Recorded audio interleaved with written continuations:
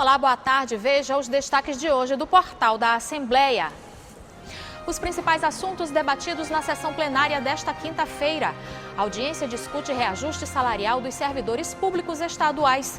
Médicos alertam para a importância da prevenção do câncer de pênis. O hospital criou em julho deste ano o plano de combate ao câncer de pênis. Relatório da Organização Internacional do Trabalho aponta que a maioria dos jovens que perderam o emprego durante a pandemia foi para a informalidade por falta de oportunidade.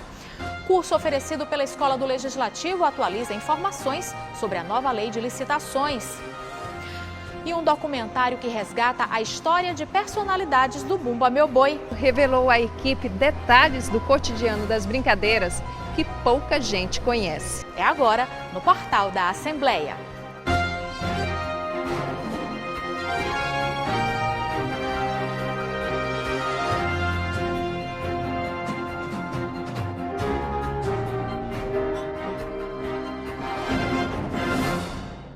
E a gente começa o portal indo direto ao plenário Najib Aikel, falar ao vivo com o repórter Ronald Segundo, que traz os destaques da sessão plenária de hoje. Boa tarde, Segundo. Olá, Eli Coelho, boa tarde a você, muito boa tarde a todos que nos acompanham. Foi uma manhã movimentada de muitas atividades aqui no plenário da Assembleia Legislativa. Logo cedo nós tivemos a sessão plenária, a última sessão plenária da semana. Quem abriu os trabalhos foi o deputado Ariston. Durante o pequeno expediente, o parlamentar parabenizou a cidade de Bacabeira pelo aniversário de emancipação política do município. Logo em seguida, o deputado Paulo Neto avaliou de maneira positiva a gestão municipal da cidade de Belágua. Quem também utilizou a tribuna nesta manhã foi o deputado Wellington do Curso, o deputado que faz parte da bancada de oposição aqui na Casa Legislativa, voltou a fazer críticas ao governo do Maranhão e pediu a nomeação de aprovados em concursos públicos no âmbito do Estado. Amanhã também contou com uma solenidade de entrega de título de cidadão maranhense ao juiz de direito José Wilson de Araújo Silva. Solenidade, inclusive, proposta por meio do projeto de resolução legislativa aprovado por unanimidade desta casa, de autoria do deputado César Pires. Nós tivemos a oportunidade de acompanhar a entrevista do deputado César Pires. A gente vai acompanhar um trecho dessa entrevista. Olha, essa escolha foi feita ainda em 19, mas por conta da pandemia não pudemos fazer a devida entrega do título. Mas é merecido. A historiografia dele nos remete a uma reflexão profunda de que a busca da cidadania se dá através do trabalho e do estudo. Ele uniu o trabalho e o estudo. As suas necessidades foram transformadas em oportunidades por ele. E ele transformou isso em oportunidade. E já em 1992, mercê de todas essas limitações da época, ele submeteu um concurso a um concurso de juizado e conseguiu ser magistrado e posteriormente aposentado. E hoje, dado o seu talento, milita no campo da advocacia, bem reconhecido aqui por todos os maranhenses. Numa entrevista concedida pelo deputado César Pires, autor do projeto de resolução legislativa que concedeu o título de cidadão maranhense ao juiz José Wilson de Araújo Silva. A gente também teve a oportunidade de acompanhar de conversar com o homenageado, e a gente acompanha agora um trecho da entrevista. Para mim, para minha família, para meus amigos, aquelas pessoas que sempre me incentivaram na vida, é a maior honraria que já pude receber. Depois do nascimento de meus filhos, depois do título de juiz de direito, que eu tenho até hoje, mesmo já estando aposentado, é com muito grata surpresa e enorme gratidão a esta casa e ao eminente e experiente deputado César Pires, que me proporciona esta grande honraria.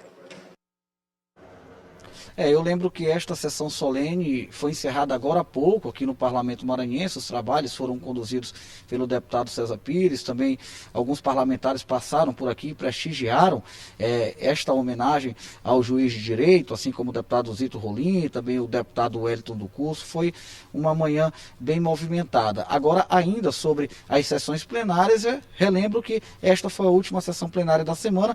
A expectativa, portanto, de retorno para os trabalhos aqui dentro do plenário da casa é para terça-feira a partir das 9h30 da manhã. Lembro ainda que as transmissões começam 15 minutinhos antes, a partir das 9h15, para 39 cidades de todo o estado do Maranhão, com a movimentação, com os bastidores, com a expectativa para os trabalhos legislativos. Eu volto com você, Eli Coelho. Obrigada, Ronald, pelas informações. E uma audiência realizada pelo Fórum de Defesa do Poder Executivo discutiu o reajuste salarial dos servidores públicos estaduais. A categoria reivindica a reposição de perdas inflacionárias de mais de 50%. O deputado Wellington do Curso participou da audiência pública realizada pelo Fórum de Defesas das Carreiras do Poder Executivo. O encontro foi feito de forma presencial e virtual no auditório da Casa do Trabalhador, no bairro do Calhau, em São Luís, e discutiu o reajuste salarial dos servidores públicos estaduais. 7 anos sem reajuste, uma luta permanente do nosso mandato, ano após ano. Nós, inclusive, já havíamos solicitado ao governo do estado o pagamento dos 21,7%, que existe uma briga na justiça nesse sentido. E chegamos ao final de mais um ano, a votação do orçamento. Estamos estudando a possibilidade de colocar para a prestação do governo do estado a possibilidade desse aumento para 2022, tendo em vista que muitos estados da federação já estão discutindo ou até realizando esse reajuste para os servidores. De acordo com o presidente do Sindicato dos Trabalhadores no Serviço Público do Maranhão, desde 2015, servidores públicos estaduais não recebem reajustes salariais. As categorias reivindicam aumento que variam de 47,89% a 56,11%. No último reajuste que ocorreu para os servidores públicos do estado do Maranhão, foi implantada em janeiro de 2015, mas em consequência da Lei 9.664, a lei que criou o Plano Geral de Cargos, Carreiras e Salário. Para se ter uma ideia, no próximo ano, em 2022, a categoria Administração Geral irá completar 8 anos sem reajuste e a categoria Estratégica 9 anos. O encontro reuniu representantes de servidores públicos estaduais de vários setores da administração pública e que destacam as dificuldades financeiras sofridas sem os reajustes. Há um índice de 56,11% de inflação oficial, que nós sabemos que na realidade, na verdade, ainda é muito maior. Isso causa uma perda da capacidade de sustento nossas famílias. E é injustificável ficarmos tanto tempo, isso nunca aconteceu na história do Maranhão.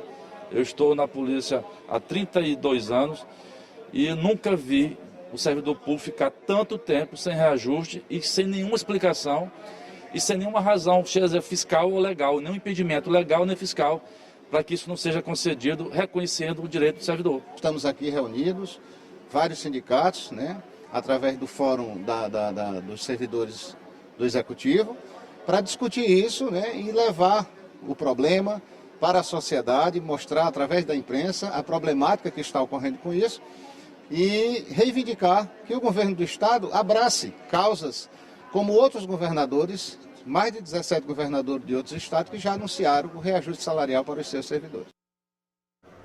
Trabalhadores da empresa de ônibus Patrol, que integra o consórcio Upauaçu e opera em São Luís, fizeram paralisação hoje por não receberem o pagamento de salários e ticket de alimentação. De acordo com o Sindicato dos Rodoviários, o acordo, que foi definido em reunião na Prefeitura de São Luís entre rodoviários e empresários, não está sendo cumprido por parte dos patrões. A Secretaria Municipal de Trânsito e Transportes informou que a frota de 12 ônibus foi remanejada para outras empresas para não prejudicar a população. E além dos cuidados para prevenir o câncer de próstata, a campanha Novembro Azul chama a atenção também para o câncer de pênis. O Maranhão é o estado com maior incidência da doença, que pode ser evitada de forma simples, usando água e sabão.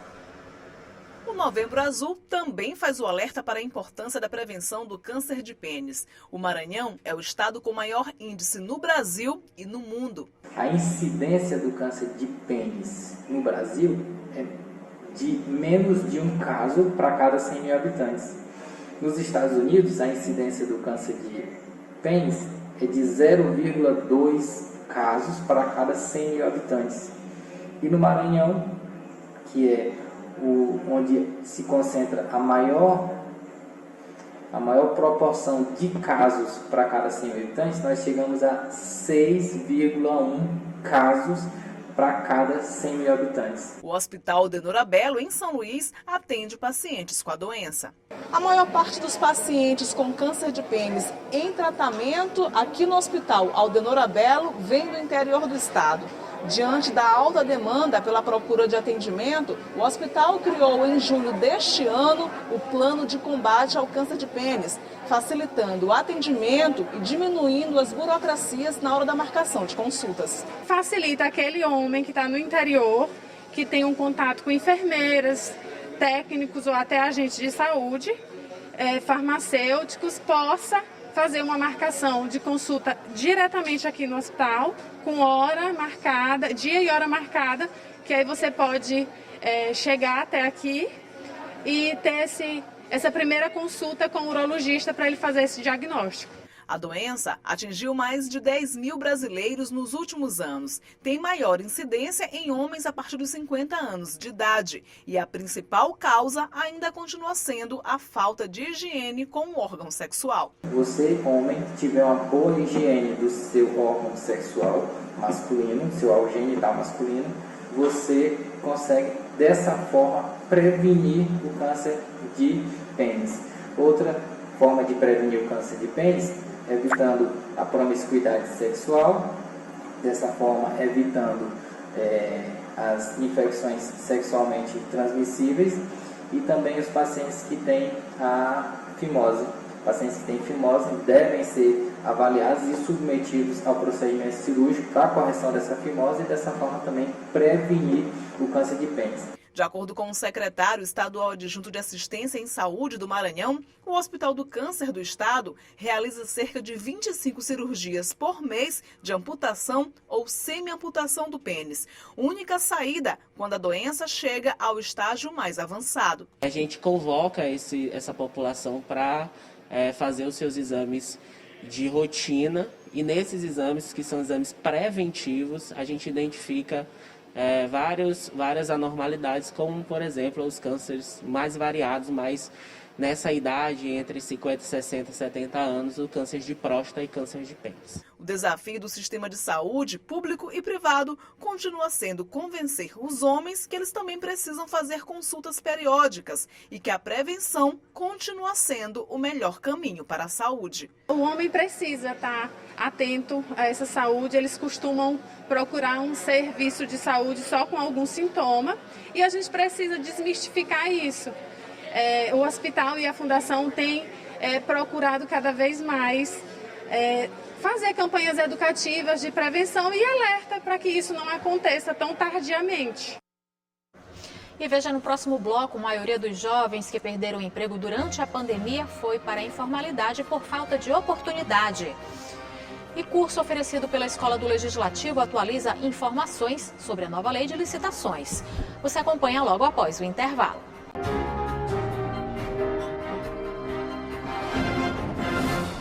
De acordo com o levantamento feito pela Organização Internacional do Trabalho, entre as pessoas que perderam o emprego durante a pandemia, boa parte são jovens. E a maioria deles não conseguiu nova oportunidade de voltar para o mercado formal. Maria da Conceição tem 23 anos de idade e faz parte de uma estatística preocupante, a de jovens desempregados no Brasil nesse período de pandemia. Às vezes eles dizem que não estão pegando, que às vezes é somente com experiência. De acordo com um relatório da Organização Internacional do Trabalho, a OIT, 1 em cada 6 jovens perderam o emprego durante a pandemia e muitos deles, 3 a cada 4, foram para a informalidade. E ainda existe um problema pior, segundo o estudo da Organização Internacional do Trabalho. De acordo com 77% dos jovens entrevistados na pesquisa da OIT, as empresas exigem experiência na hora de contratar, o que dificulta ainda mais para quem nunca teve a oportunidade de entrar no mercado de trabalho. Maria da Conceição conhece bem esta realidade. Até para quem nunca trabalhou, realmente aí tudo exige experiências e como é que a pessoa vai ter experiência e não dá uma oportunidade, não é? Então tá muito difícil. Esta universitária segue na contramão, está empregada, teve que trabalhar para garantir o sustento em casa, mas afirma que não é nada fácil conciliar a jornada de trabalho com os estudos. Muitas vezes também é complicado conciliar essa questão do trabalho com os estudos, porque como eu moro sozinha, muitas vezes eu tenho que priorizar o meu trabalho em detrimento aos estudos, porque não dá para ficar sem renda, né? Especialmente nesse período que a gente está vivendo, que a gente está passando agora, que as coisas estão muito complicadas e também tem a questão do tempo. Muitas vezes eu chego em casa em cima da hora da aula e preciso assistir, ou melhor dizendo, ouvir a aula enquanto eu faço outras atividades, como preparar a comida, ou qualquer outra atividade doméstica. No Maranhão, o programa Trabalho Jovem do Governo do Estado tem garantido oportunidade de emprego para a juventude que sofreu com os impactos da pandemia. Observa que é fundamental ter todos envolvidos nesse processo, a gestão pública, os conselhos de juventude, as empresas, nesse olhar, principalmente carente de direitos, de se avançar ainda mais nessa transformação real da vida da juventude. E a gente acompanha principalmente a atuação hoje de Trabalho Jovem e outros programas do Governo do Estado que têm sido dessa mesma linha, de responder nesse grande desafio que é a inclusão da juventude no mercado de trabalho. A Escola do Legislativo está oferecendo aos servidores orientações sobre a nova lei de licitações. A legislação determina as normas usadas em contratos de órgãos públicos e aplicada na administração em qualquer esfera do poder. O cronograma de cursos da Escola do Legislativo da Alema é construído anualmente e realizado todos os meses. O objetivo é a capacitação de servidores da casa, uma forma de contribuir com o conhecimento, trazendo temas de interesse da população. Com as alterações da lei de licitação, a gente achou bem oportuno, né? E algumas diretorias solicitaram também esse treinamento, essa capacitação. E aí a escola providenciou, né? E que é um tema que está sempre sendo debatido, né? Os servidores colocando em prática no seu dia a dia do trabalho. Então a gente está aí com esse curso hoje, né? Trabalhando com a capacitação e com o treinamento dos servidores. No setor público, todas as compras são feitas por licitação. Então, esse é um assunto que sempre está à tona. E agora, com a atualização, com a nova lei de licitações, então a gente resolveu promover esse curso de forma presencial aqui na Escola do Legislativo. No auditório da Escola do Legislativo foi apresentado pela professora palestrante Gabriele Guedes o curso de Lei de Licitações. O tema trata da substituição da antiga Lei Geral pela nova Lei de Licitações, publicada em abril deste ano. A importância desse curso é porque nós estamos frente a uma legislação nova, foi publicada recentemente, agora dia 1º de abril de 2021, e ela vem como um divisor de águas na forma de licitar dos órgãos públicos, né? Ela tem um período de adaptabilidade, ela já está vigorando, entretanto, a lei anterior, que é a 8.666 de 93, a lei do pregão, a 10.520 de 2002 e a lei do regime diferenciado de contratação, elas também continuam a vigorar durante esses 2 anos, que é o período de transição. Aí depois desses 2 anos, a forma de licitar será somente de acordo com a 14.133 de 2021. A lei de licitação é uma lei que determina as normas usadas para licitações e contratos de órgãos públicos do Brasil. Ela é aplicada à administração pública em qualquer dos poderes. Para os servidores da Assembleia Legislativa, o curso vai facilitar o desenvolvimento no trabalho, uma oportunidade também de se capacitar. Esse curso está totalmente relacionado ao que eu desempenho aqui na Assembleia. É um curso atual de uma lei que foi surgida agora em abril de 2021, que vem com certeza agregar muito ao conhecimento dos servidores da Assembleia. E veja no próximo bloco, o documentário resgata a história de personalidades do Bumba Meu Boi. A gente volta já.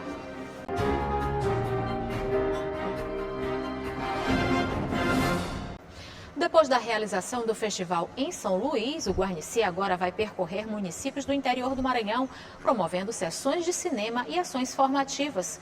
O Guarnici itinerante é realizado pela Universidade Federal do Maranhão e tem o objetivo de expandir a abrangência do festival, além de contribuir com a democratização do acesso ao cinema.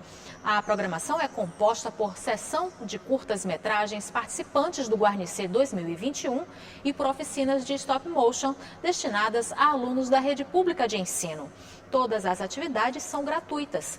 O Guarnici itinerante vai estar amanhã em Pinheiro e no sábado em São Bento. A exibição dos curtas acontece em praça pública. O trabalho de construção de murais que homenageiam personalidades do Bumba Meu Boi se transformou em documentário. A ideia dos profissionais que produziram o documentário foi de registrar em outro formato todo o processo, que resultou em homenagem aos mestres da nossa cultura.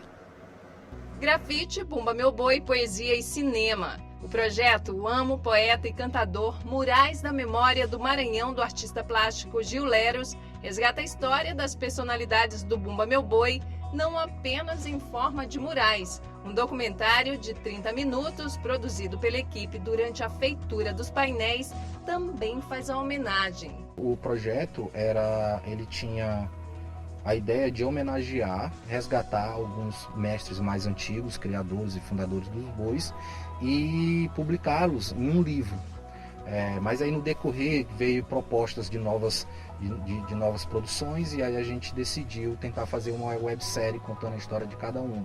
Só que aí a gente precisou resumir para esse novo projeto, nesse novo edital, que foi o edital do BNDES, e transformar em um documentário de 25 minutos contando a história dos 10 cantadores homenageados nessa etapa do BNDES.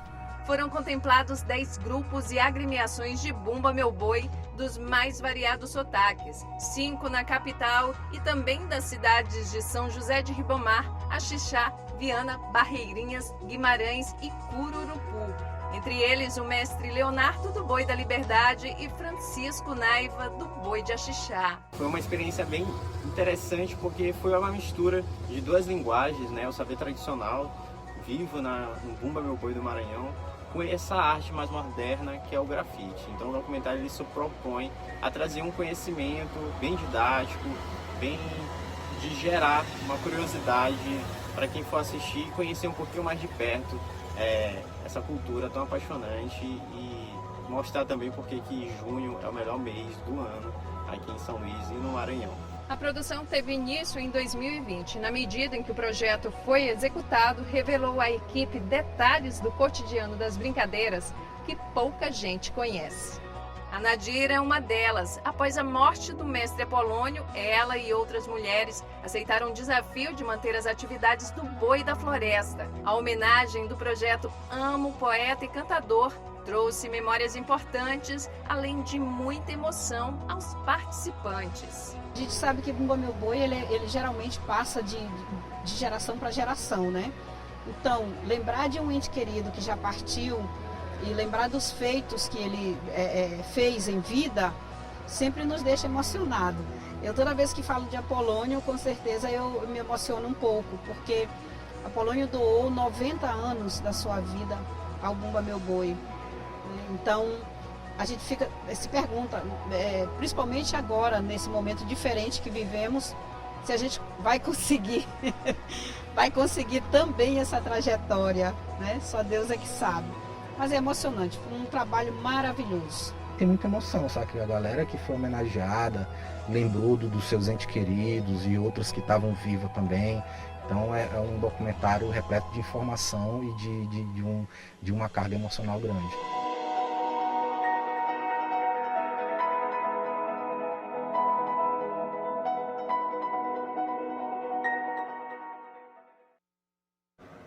O lançamento do documentário Amo, Poeta e Cantador, Memória pelo Maranhão, acontece amanhã às 7 da noite na escadaria do Beco do Silva, na Praia Grande.